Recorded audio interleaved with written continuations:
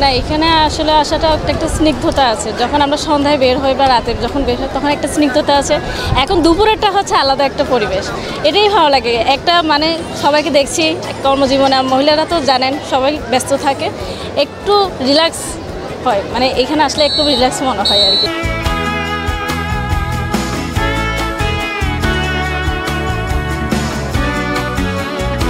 যে বলে না ইট পাথরের শহরে আর ভালো লাগে না, তাই ঘুরতে চলো সাগরে। সাগরে আমরা তো আসলে ঢাকা শহরে যারা থাকি তারা সবসময় খুব একটা বন্দি জীবন, খুব ব্যস্ত জীবন। যখনই আমরা ছুটি পাই কোথাও ঢাকার বাইরে বের হলে ভালো লাগে, আর সেটা যদি হয় এই কক্সবাজার সমুদ্র সৈকতের মতো বিশাল একটা সৈকত, তা তো কথাই নেই। তাহলে হ্যাঁ, আমার পরিবার নিয়ে আসছি, ঈদের ছুটিতে আসছি আমরা। আজকে আসছি সকালে, এখানে দেখছি আমরা পরবর্তীতে যাব হিমছড়ি, যাব ইনানি বিচ, যাব এগুলা সব দেখব। সঞ্জয় ঘোষ, ওয়ারি থেকে আসছি আমি।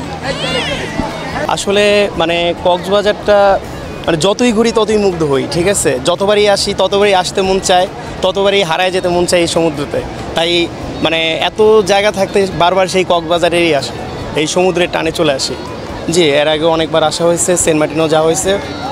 এর আগে সেন্ট মার্টিনে যাওয়া হয়েছিল, কিন্তু এবার তো আর সেন্ট মার্টিনে মানে দুর্ভাগ্যক্রমে যাওয়া হচ্ছে না।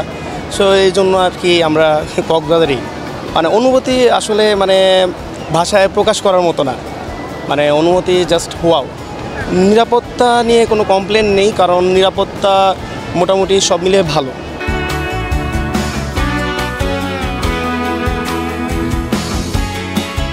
আমি প্রথমবার আসছি, আমার খুব ভালো লাগতেছে, আর নিরাপত্তা খুবই ভালো, সব মিলিয়ে খুব আনন্দ করতেছি।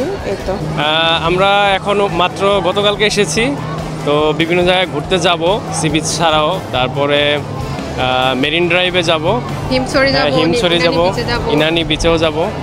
তো আমার মনে হয় গভর্নমেন্ট আরেকটু ভালো উদ্যোগ নিলে ভালো হতো। এই সি বিচের পাশাপাশি কিছু রাইড এবং কিছু ফেসিলিটিস থাকলে মানে পর্যটকরা আরও বেশি সময় কাটাতে পারতো।